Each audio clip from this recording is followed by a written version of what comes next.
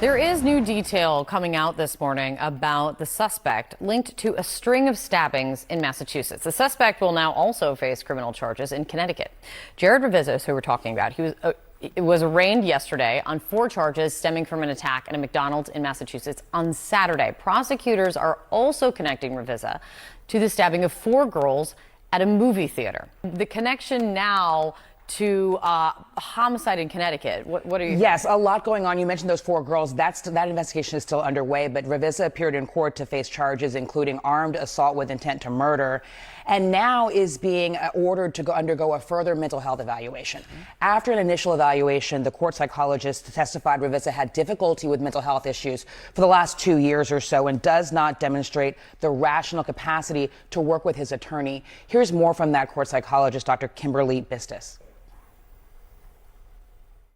He is evidencing signs and symptoms of an active psychotic illness, evidenced by very serious delusions in which he believes that his family is involved with the mafia, and he is being controlled by multiple sources outside of him.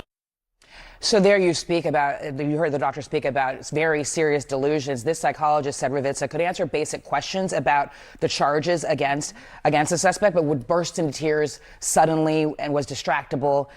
So undergoing further evaluation now for about 20 days, over the course of 20 days, within the strict security at Bridgewater State Hospital. Now, the prosecution has filed a motion to detain Revizos without bail, of course, but that's going to be considered after this after this further evaluation. The next court date is June 17th.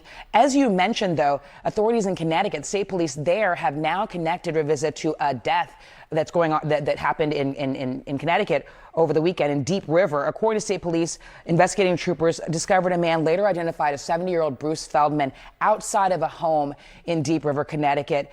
During the initial evaluation, they discovered material from Revizos that suggested that he had been there before, and so now they are investigating that and say criminal charges are pending. So a lot going on in this case. It appears Revizos is connected to this death in Deep River, Connecticut. Police in Massachusetts believe Revizos is responsible for slashing those 4 girls between the ages of 9 and 17 at a movie theater on Saturday. And then he's now, Revizos was in court to face charges on the last stabbing that they say was connected with the stabbing at the McDonald's in Plymouth.